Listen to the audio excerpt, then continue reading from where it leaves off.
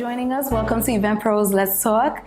Today we have with us Celia Aurora, who is a makeup artist and event pro, makeup artist that works in the event industry and does amazing work.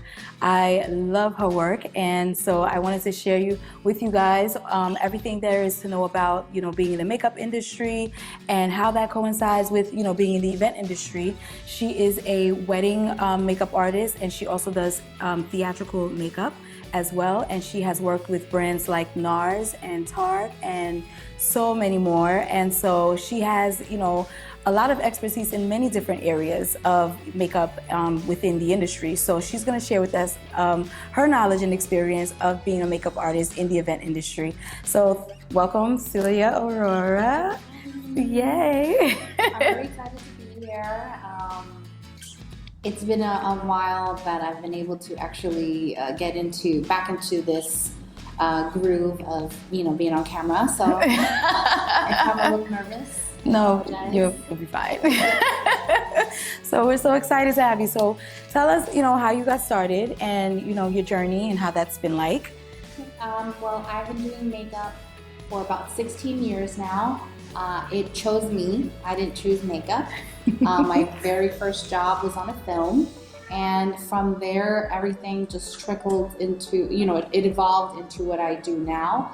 I can say very comfortably and with pride that I can do pretty much any kind of makeup you throw at me.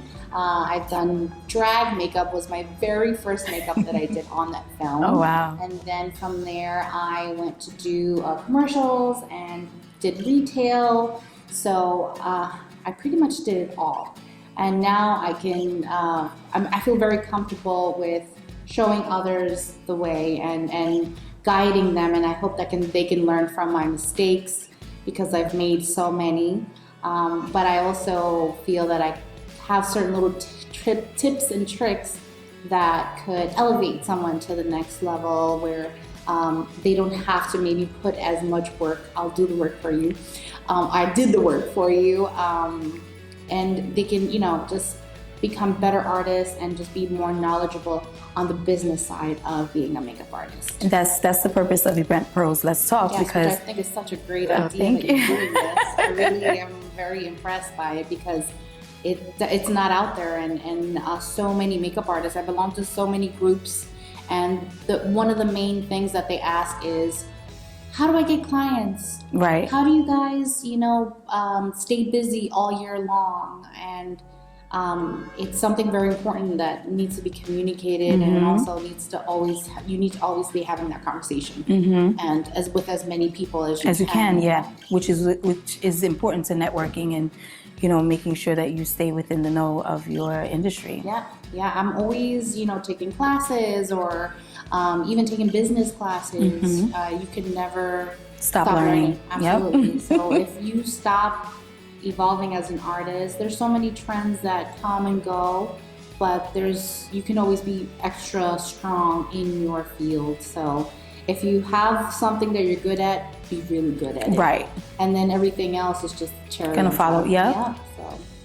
So tell us about, how do you, I know there's three main topics that we wanted to kind of, focus on today. So one of them being, how do you find clients? Yes. The other one being how to basically start a contract, or what to communicate with a bride or a client before you actually do any makeup on them. You have to protect yourself as well as the client. Right. So I actually am very happy when a client asks me, "Oh, but do you have a contract?" I'm like, yes, because they already know the expectation that there is. So and with you as well, we work together professionally all the time. Yeah. So it's good to protect yourself. And then the other topic we're going to discuss is speed. Which is very important. If you are going to get into the bridal industry, you got to be fast. So maybe a few tips on how to get by a party of 12. Okay, so 11 a.m. which one do you want to start with first? So the very first thing I will say, you need to make sure that you get all the information ahead of time in terms of how many people and what type of makeup they all want. Now, some people may want something very light, some people may want something very dramatic. To me, if I am taking more time on your look, I am going to charge more because it's just taking more of my time. Right. And the contract should also state the date, the location, if there's going to be a trial. These are things that you want to discuss before you even have a trial, so they have the expectations, so they know what to expect when you guys sit down, and you know, because some people like to throw things at you, so you just last minute, so you have to make sure that you are ultimately prepared for everything and anything. I've condensed my kit down, and I've been able to kind of mix and match and blend and do a whole bunch of stuff just to create one look, because you never know. So another important thing in your contract basically is the rate.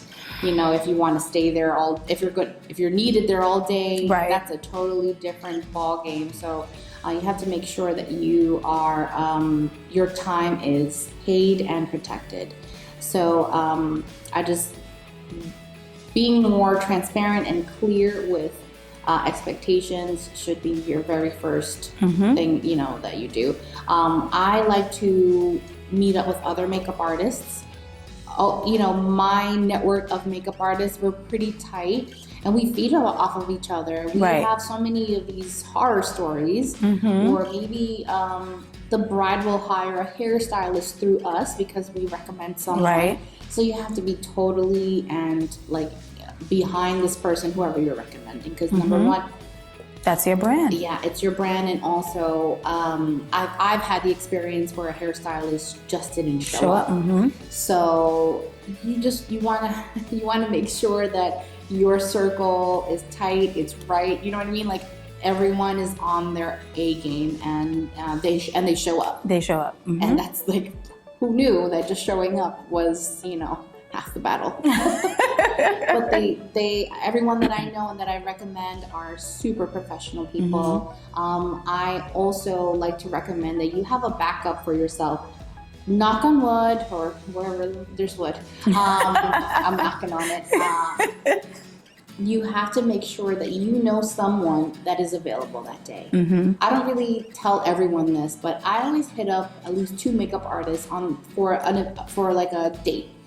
Hey, can you just hold this for me? Just in case. Just in case. Like, if something happens to me, I want to be able to, I have the responsibility to my client to make sure somebody shows up, especially on their wedding day. So that's also a little secret thing that I tend to do, because I don't want my name, number one, to be tarnished, and I want to continue a relationship with this client. I have clients that I've done their wedding, and then I do their baby shower. Or I'll do their, you know, like their engagement part, whatever it is. Like, I've actually have started with clients when they were in high school, doing prom and then graduation and then engagement and then their wedding. I live with them all of these amazing, you know, times in their lives, and I'm very honored to do so, and they trust me to do it. So, and now that we live in the age of social media, our image is everything. It's everything. And they trust me with their image, or they trust that I'm going to make them look good for the day of. So it's a lot of responsibility. It's not easy. You're getting up at 4 in the morning, 3 in the morning to get to wherever location you're going to. That's another thing in your contract. If you are, you know, going to be getting up at a crazy hour of the day, you need to charge for that. If you have to travel an hour away, you need to charge for that. For your travel, everything needs to be included in your contract, as well as the day of. And some people find it like, you know, it's too much. You're charging too much.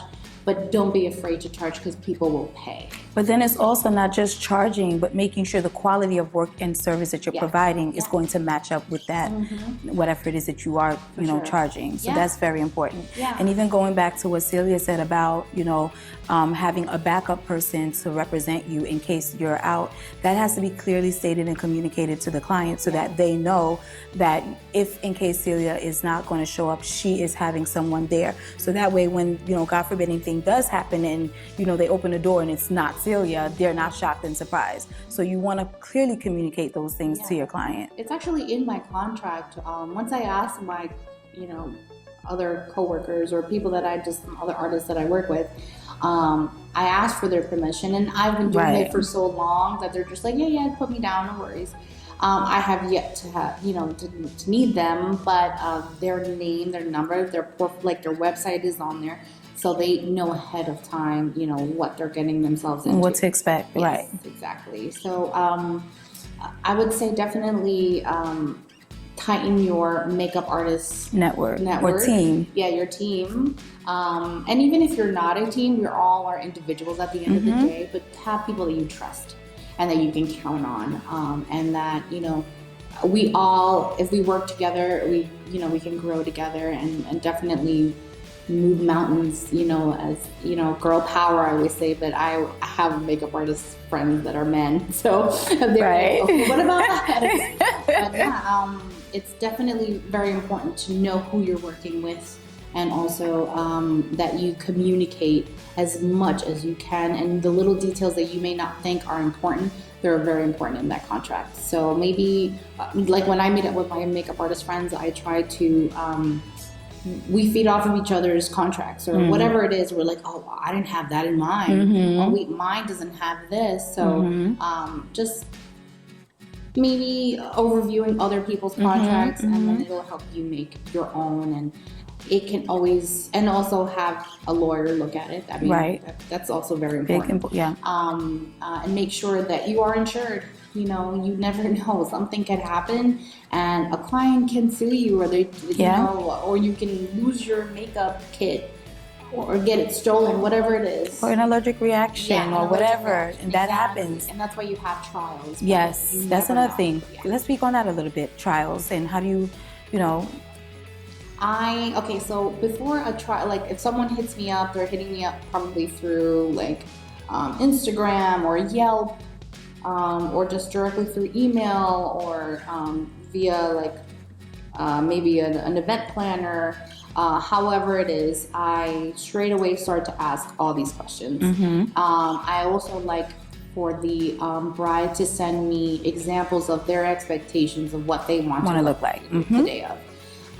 Some of them have fantasies of how they want to look, and they may, a very popular, there's so many celebrities that are popular pictures that brought, or like this specific eye that people love. It's like glitter and it's like dark brown or black or whatever it is, and like lashes back to here. So, and I say, okay, cool, that's cool, but remember these pictures are your wedding pictures, and you're going to have them forever. And my ethos is, I'm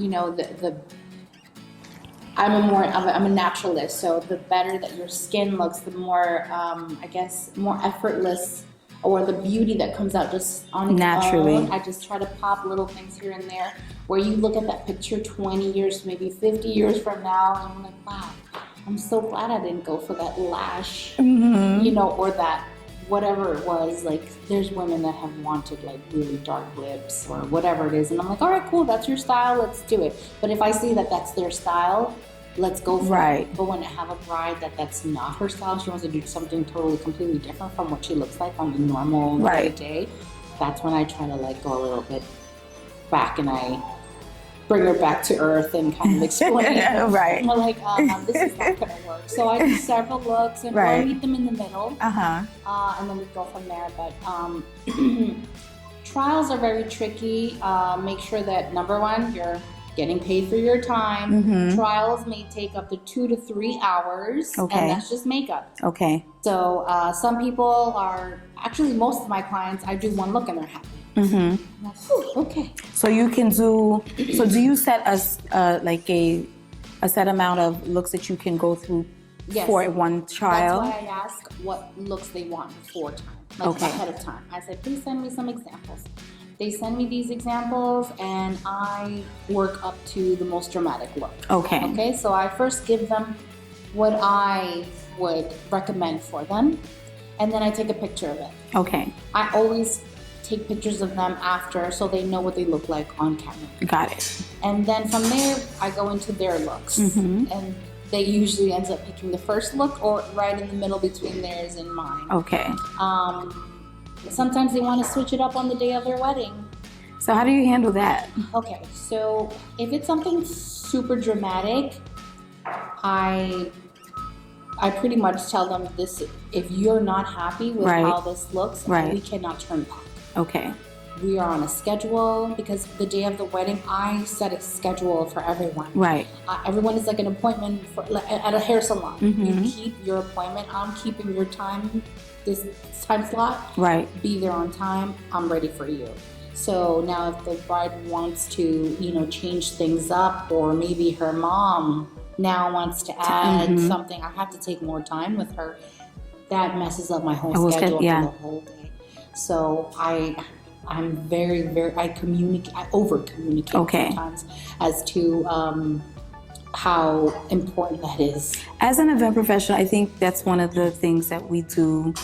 Sometimes you're afraid to talk up, or you're afraid to say no, you're afraid to, be that precise, but that really, really goes a long way. If you can't do something, it's better you just say, I can't do it, or this won't be able to happen, based on this time frame. You have to say no. And I think, sometimes it's like, you're in this, your expectation, well, the client's expectation of you changes as, the day of, and they're like, okay, I want this and I want that. And you're looking at your time and you're like, you have 12 other people you have to, you have to get through, and we're on a time schedule. You have to say, I'm sorry, but I can't. Yeah. We can't change this. And there have been some that they don't care. Mm-hmm. They're just like, I want it done. And I tell them right then and there, we are going to be about 30 minutes behind schedule because of this. So when the time comes, or when the photographer arrives, I do not want to be rushed. I will not be rushed, because you are paying me for a certain look. Right. This is how long it takes me to do that look. If you are asking for too much, then I'm letting you know it's going to take more time. So they know the deal. I tell them way ahead of time. And sometimes I can come across as maybe too assertive, but I have to be that way to stay on time. And they usually at the end, like, they're like, thank you. Yeah. I really would have been so great, or thank you for choosing, this lip instead of this, or, whatever it is. And we are experts for a reason, because we've done so many weddings. This is literally every weekend. So, and sometimes twice a day. Yeah. So hopping from one place, to the car, to going an hour, like, I've had to do weddings in like Long Island, and then in the city, right, like, within like maybe 2 hours. So you have to time yourself if you're going to do that kind of stuff. I wouldn't suggest doing that right off the bat, though. No, when you're first starting out, don't do that. But if you do this for a while, you get to know what you can handle.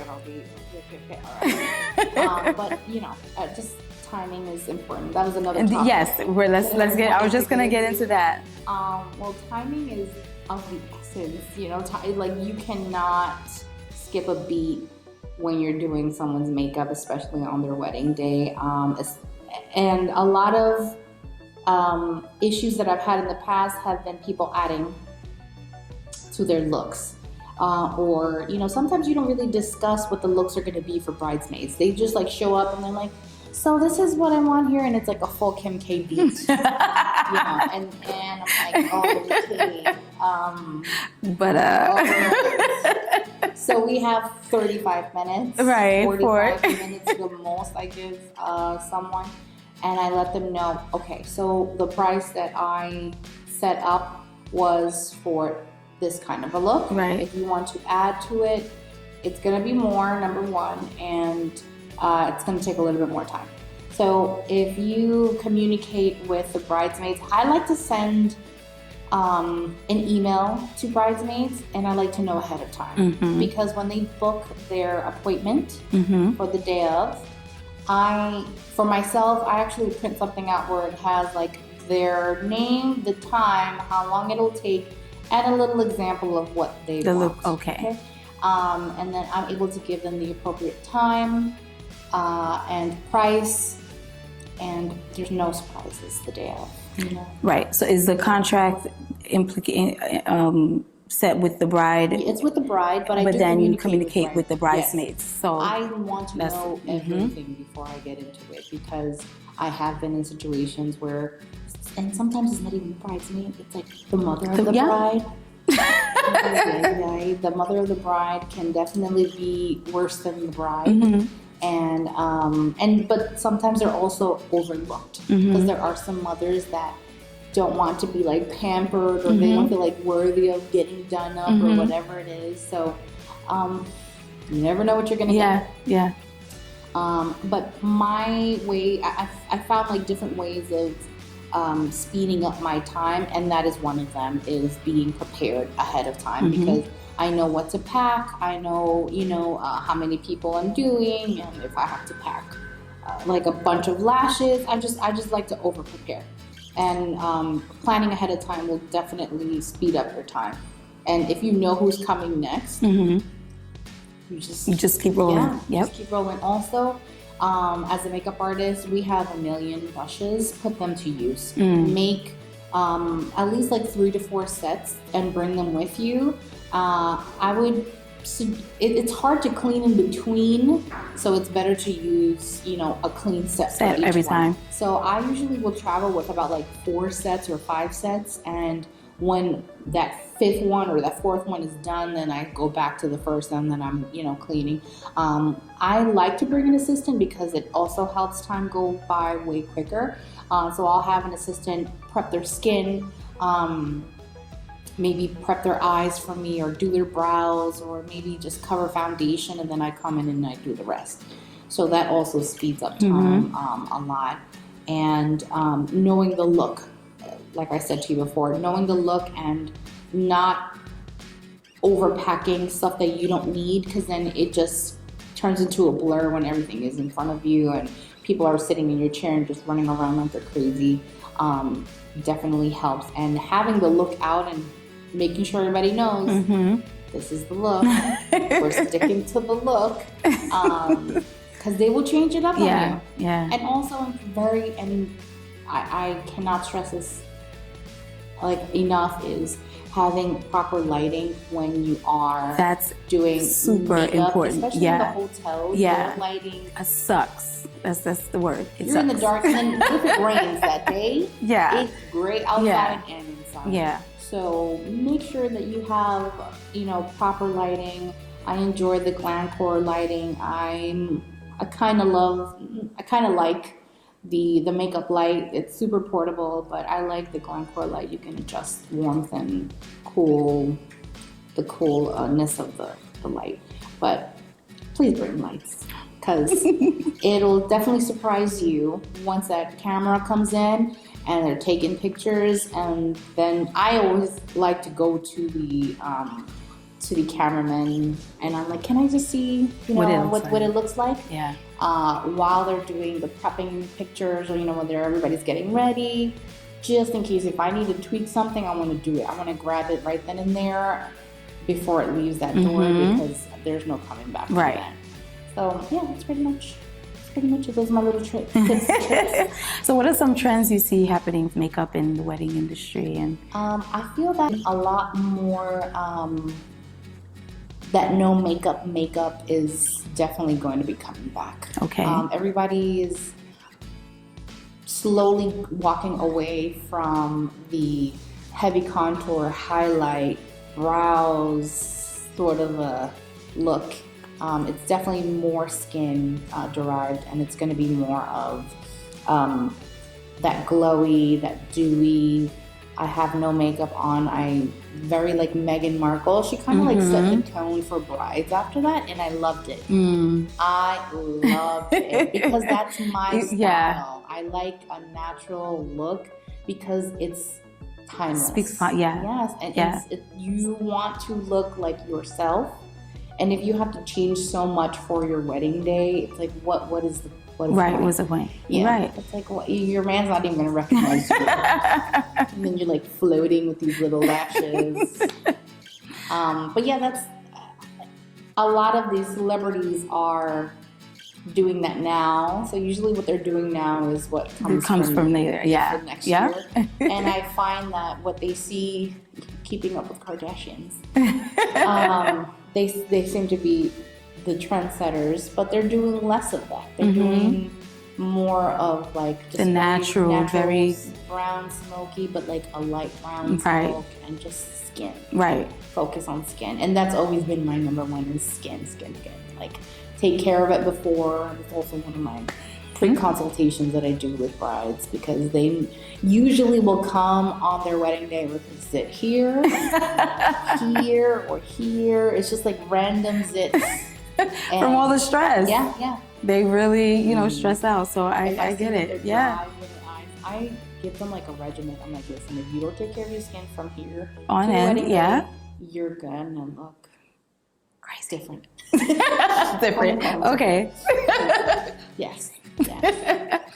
So what are lastly, what are some like advice that you would give emerging makeup artists coming into the wedding industry that wants to start building their portfolio or building, clients based on, your expertise, like how you started? What were some helpful things that you would?